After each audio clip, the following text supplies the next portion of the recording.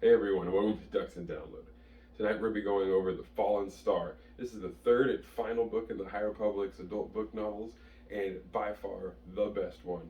It is really awesome how the High Republic has made me such a huge fan of all of these characters and all of the situations we've gone through. Sometimes it felt like a lot to really process, but it's being wrapped up and it's being dealt with very well.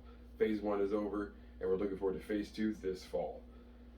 So, Fallen Star is definitely a 5 out of 5 for me. And again, that's just because this is a horror book. They didn't really tell you that when you bought it. This is supposed to be just like a nice Star Wars book, but this is 100% horror. This is a very terrifying book with a lot of very terrifying things that happen in it that make you really have to like read quickly. I've never wanted to get through a chapter so fast just because I needed to know if someone was okay or not. So it begins though with Elzar questioning again his darkness. This is going to be a thing throughout the entire book is Elzar's battle within himself with that now idea that the dark side is just right under his surface. But he's being used and taught kind of through Orla. Orla Jurini is one of my absolute favorite Jedi. She is a way seeker. Orla is super amazing because she knows about balance. She understands to follow the Force far more than you need to follow anything else. The Force itself will guide you. These dogmatic views left or right, it's not what matters. That doesn't really mean anything. So then we get the fact that the Nihil are boarding Starlight. So from here on out, guys, heavy spoilers, but I want to be trying to wrap things up and not tell you too much because I still want you to read the book. It's so worth a good read. But the Nihil have boarded Starlight with one purpose: take a wild stab at it. That's right, blow it up and cause chaos. The Jedi Bel Zettifar, he's starting to feel some weird disturbance. This is when we're starting to get that sense of horror really come on. So very early on in the book, we really start to remember like, oh man, everyone's starting to feel on edge just for no apparent reason. We get Orla and Elzar Mann coming back with the vessel. So this is how the vessel is going to get tied into being at Starlight Beacon, and this is why I would really say that Into the Dark is a must read because you got to get to know the vessel's crew when you're coming into this book. Well, they get attacked by the Nihil on their way back. The Nihil are everywhere right now. This is going to be a big push for them in this book, and it's you guys know so far. I can obviously tell that I'm really liking Marchion and the Nihil. They're doing everything right to me. They're just such a blitz attack at this moment, really trying to confuse and separate the Republic, and it's gonna work. Now we have Burryaga with Bel. This is going to be one of my favorite little relationships that's really starting to blossom. Bel and Burryaga are two of my absolute favorite Jedi. I've always wanted to see a Wookiee Jedi, and I'm so happy to have Burryaga. Bel is gone through a lot, so having a best friend that's as empathetic as Burryaga makes sense, and I'm sure that's going to help him heal. They're all starting to sense something though. Those two specifically. Burryaga though does have like super empathy, more almost than any other Jedi. He's able to really feel the Force through others' emotions and others' wishes. So it's a really powerful Force ability. We get a Stellan interrogating Nan. So we have prisoners of the Nihil on Starlight, and of course it's Nan, who will also be from Into the Dark, and then another Nihil person. I will leave that one up for the readers. Now this is when things are really going to start picking up after this. There are a lot of moments in between all of this because it's just building the suspense. So I'm going to be skipping ahead now to pretty much when everyone starts to feel all the disturbance. We have Orla and Elzar arrive at Starlight, and the thing is now there's something in the cargo bay. There was a crate labeled for Raptars. Raptars are not very stealthy, so they're on the search for Raptars, which they don't find any. These droids seem to be constantly going around and scanning everywhere, but they don't find any Raptars. Built. Wasn't just Raptars that were loosed onto this to Starlight. All part of Marchion Ro's big plan. So the Jedi Orla Jurini, Indira Stokes, and Reginald, they all go down to investigate, and this is the first time we get a death. Reginald dies from one of the great leveler-esque creatures, and Indira, trying to go help him, gets too close to it and is mentally broken. As we know, it happened with Bel in the last time. These creatures do not play around. So After they get found, Stellan,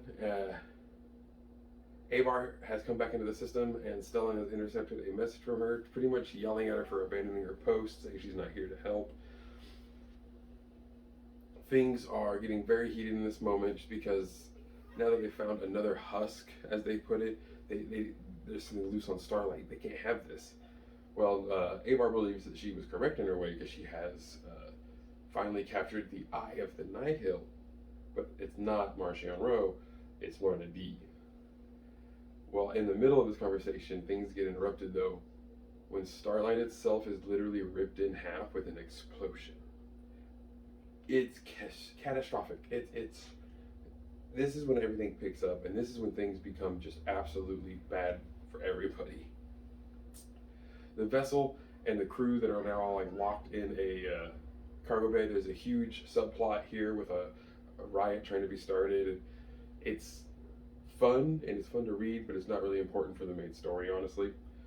So we're gonna get back to pretty much what's going on with the Jedi. After this explosion, Ro kind of does his great plan. He's gonna go watch this himself. Marchion Ro is going to literally watch Starlight fall into the planet nearby it, and he's gonna just eat his popcorn and chill, because that's how he's just gonna play a gangster. He's not gonna let the Republic think they control the Outer Rim. The Outer Rim belongs to the Nihil, and he's gonna stop at nothing to remind them of this. So we even get him like declaring this. He's gonna do this over an intercom system. He's gonna just straight up tell the whole galaxy, like, this is mine. You can't come here anymore. This don't try to touch us. We are the Nihil. We are strong. You cannot ever try to bring us down. So again, we've only got like a few hundred years before Phantom Menace. I am very surprised and I'm very shocked to see how they're going to somehow wrap all of this up and not leave any loose threads. Unless they're able to leave some really good loose threads and we get maybe a show or a movie. That'd be so nice. Well, now, as the books continued on, the medical center, which is the top spire, has split apart completely and is now just like adjacent. Starlight Beacon is literally in two pieces. Orla going to investigate everything down in the cargo bay, being the good waster she isn't following the Force. Well, following the Force, she goes down into the cargo bay and she meets the Leveler. Orla herself dies. I cannot believe this book would do this to us, but it makes it so good and it makes me hate it so much. In these moments, we get the death of Burryaga, we get the death of Orla Jareni, we get the death of Stellan Gios, and Elzar Mann in his anger through the dark side, killing the only person who at the last moment could have saved pretty much most of Starlight Beacon, dooming it to fall into the planet, but being able to just barely ride it. Elzar is one of the only ones to survive. Avar doesn't ever even, she does get on, but is then kept off through a escape pod. We'll get into more on that from comic reviews. And then the planet doesn't get too destroyed. It falls into the ocean. It's pretty much all saved. But I mean, again, we got all these people that I was so excited about, and they just built up all this amazing relationships. And they went George R.R. Martin, Red Wedding, and just started killing everybody. Claudia Gray, like, hats off. That was one of the best books I've ever read in my entire life. The suspense I felt and how robbed I felt, even though like I really didn't get to know each of these characters super well through all three of these books, but I really felt like I knew them more, and they were taken from me, and it hurt, but it was powerful. It's an amazing book, and that alone makes it just a absolute mind-blowing 5 out of 5. I loved The Fallen Star. So guys, all right, get ready for next time, because next video I'm going to be going over the comics and everything, wrapping it together. I am so excited for this. We're going to get like 6 different vantage points on the fall of Starlight Beacon. It's going to be a lot of fun. So as always, thank you for joining me. Like, comment down below what your favorite part is or any questions.